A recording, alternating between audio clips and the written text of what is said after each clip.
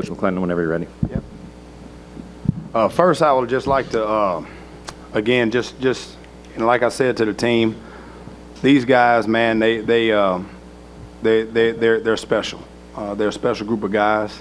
They're a special group of men, and I just love everything about the group that we had. And I said it, and I told these guys, I said it every time I got in front of the mic, that I would not rather go into this fight with any other group of guys, whether it be players and coaches and strength staff, but everybody a part of this program. And I'm just really appreciative of the job that they've done. You have everything right now telling these guys not to go out there during this time and give it all that they have. And they were able to block out everything and be able to kind of put the forefront of themselves, the team, the goals that they've had as a team. And I'm just really, really pleased with those guys. Got to credit Oklahoma.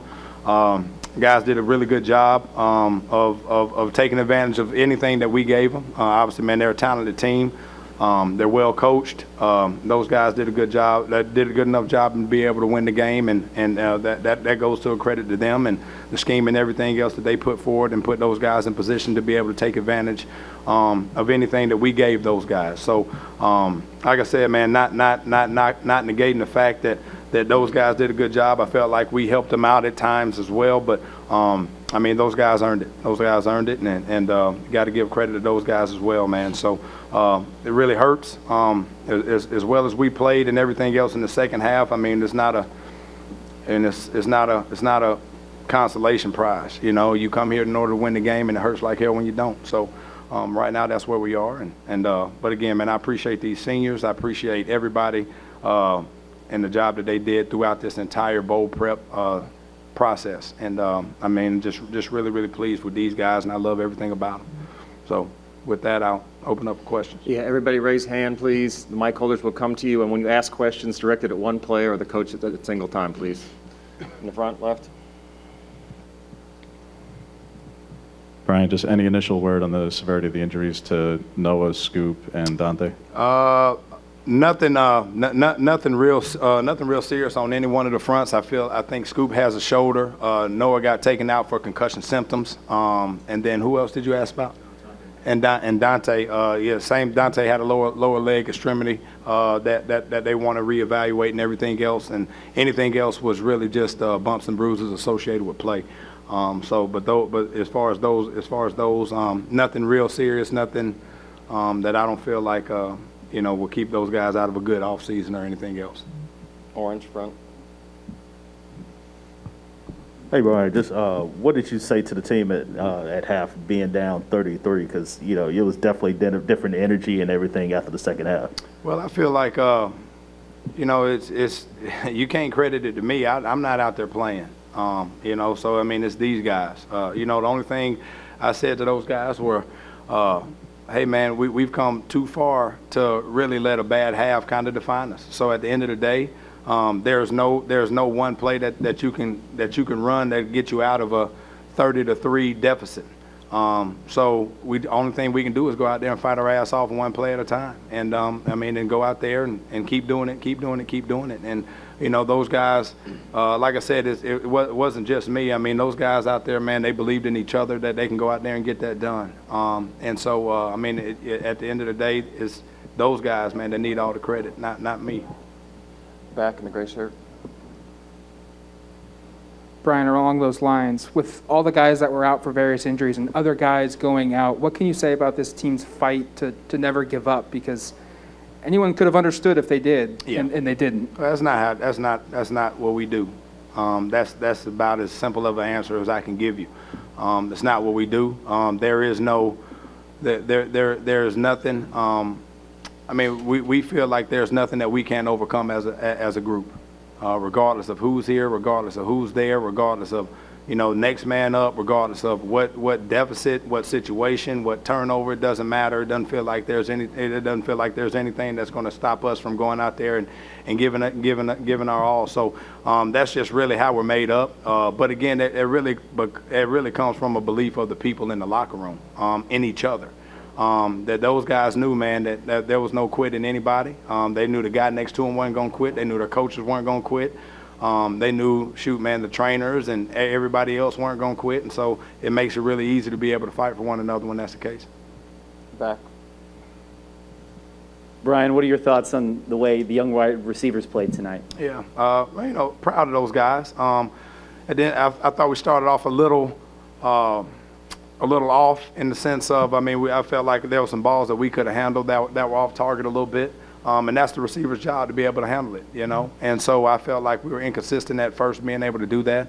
I felt like those guys settled in because it's a young group of guys that, you know, all of those guys are playing different spots, playing different, you know, playing a lot more, playing, you know what I mean? But that's no excuse, you know, but at the end of the day, those guys came in there, man, and did a really good job of just keep fighting, you know, doing what they're coached to do, going out there and making those plays and doing their job, but not just them, but everybody, you know, everybody. So, I mean, I'm proud of them, but I'm proud of everybody over there in that locker room for doing that as well.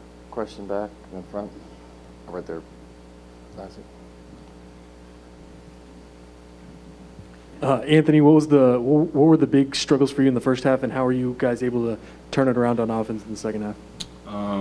I would just say we were just shooting ourselves in the foot from time to time.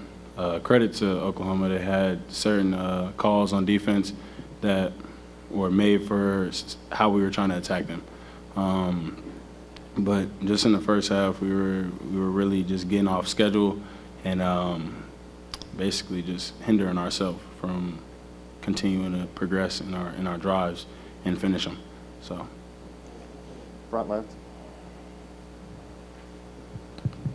For Jordan and Barone, they scored on 8 straight possessions, and we talked before the game about the volume of guys you built down. I know the two of you are going to say next man up because that's the mantra around here, but when Noah goes down and Dante goes down and Scoop goes down, it adds to what you're already down. How difficult was it to get off the field, and why was it such a struggle tonight? Was it just the depth above all? I mean, not discrediting Oklahoma, but was depth the big issue? No, I don't think depth's ever really an issue. I mean, kind of like you said, it's always been our mantra is next man up. I mean, injuries are part of football. I mean, you kind of have to deal with them, whether it's on the fly or you have it beforehand, know beforehand. But, I mean, credit to Oklahoma. They played a really good game on offense as a whole, and we struggled in the first half. I think we improved a lot in the second half from a defense standpoint as a whole. But, I mean, credit to Oklahoma. They did their thing tonight. Thank you, Jordan. Barone. I would say the same thing. I think that Jeff Bassa and Nate did a good job, and the guys who haven't played as much this year, they all stepped up. And Oklahoma did a good job today. They really did. I mean, Caleb Williams, phenomenal player, different rotation of running backs. They did a good job. But for the most part, I think we did a lot better in the second half. And I think, you know, just as the game goes on, making those adjustments and we just needed one stop. If we have more time, I feel like we just need more time. And that's just how football is. Second row, orange. Verone, I know you talked about after the Pac-12 championship how you were disappointed, obviously, with the way things went and wanted to make amends for the bowl game. Obviously, not the way you want to end the season, but what does the future allow for you, and just kind of how the decision in regards to that goes about? I'm not sure. I would say that, you know, that feeling after the Pac-12 championship, we didn't like it. And this one is a little different because we did fight hard in that second half. And like I said, we were close. We were close. A lot of people thought we weren't going to be able to come back. We came back out there and fought, and I want to give BMAC credit because he brought that fire to the locker room, and we trusted him. It's hard to come in, coaches leave, but Coach BMAC got us right. We prepared right, and we didn't start off well, but we continued to fight and fight and fight, and we just need a little bit more time. And then in regards to my future, I'm talking with my family about that kind of these next few days and weeks, so that's just something that's out there. So, Michelle, front left. Just to follow with that, Barone, because underclassmen like yourself have a little bit of a different deadline than the guys like Travis and whatnot because they have till February. You have like 3 weeks.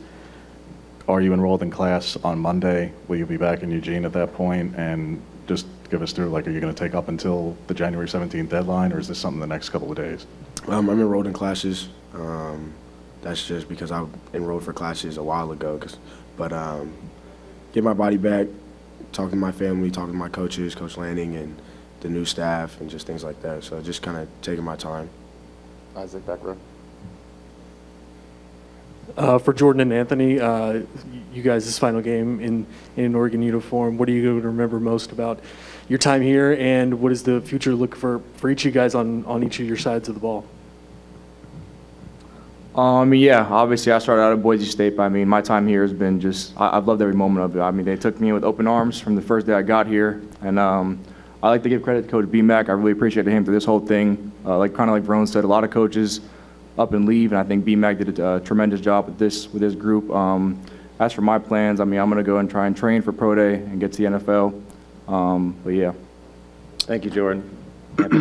I would say just my time here at Oregon has, to me, has been very special. Coming from Boston College all the way out here, they welcomed me with open arms. And I would say through everything that happened this year, last year, without them, I wouldn't be here. They're my family. I love them. I appreciate everything about them, especially Coach B-Mac for keeping the staff around, because I know for a fact that in times like this, a staff wouldn't stay together just to coach a bowl game. And I really appreciate them for staying, and I hope everybody else appreciates what they've done because they didn't have to. But I really think they stood on their word and just really being here for us. And that's special. That's something that you don't usually get out of a whole bunch of coaches. And I'll just say my time here was just incredible. I can't even complain. Any final questions? The black one, middle. Hey, Verone, you're from around here, grew up around the DFW area. Game notwithstanding, what was it like for you to play against, guys that you grew up against and trained with throughout your whole life? Because being in the Pac-12, you don't get to do that on a week-in and week-out basis. It was a lot of fun. I would say, that first half wasn't as fun, but that second half was a lot of fun, and we kind of showed that. And to play against, Oklahoma, I got recruited by Oklahoma pretty hard. I'm familiar with Coach Stoops, somebody I grew up kind of talking to when I was getting recruited. So it was really fun to play against those guys, and it just brings more competitive fire to me. I'm a competitor.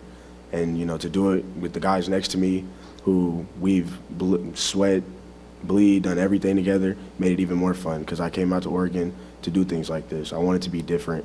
I wanted to be innovative, and that's why I came up here. So it was fun. Final question in front.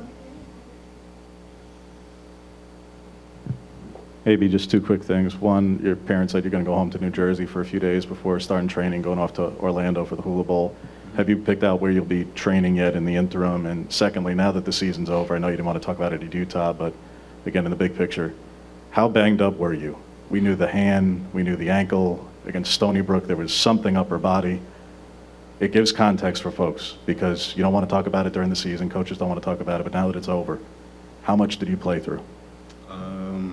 Shit. Excuse my language, but I played through a lot. It was hard, but like I said, without them, I wouldn't keep going. It hurts just to play through everything that I've been through. And yeah, whether it was the hand, my foot, knee, didn't really matter. I didn't care because it was all for them. Like I said, they're my family. I love them. I wouldn't do anything. I wouldn't change anything. I wouldn't have stopped playing just because of that. There wasn't a nick. If it was, there's a difference between being hurt and being injured. Was I playing on that borderline? Probably. But for them, I'll give my body up. I don't care. And as far as training, I'll just say I got to talk to my parents, and you'll end up seeing where I'm training at in a few days. Thank you, Coach. Thank you, players. We appreciate you.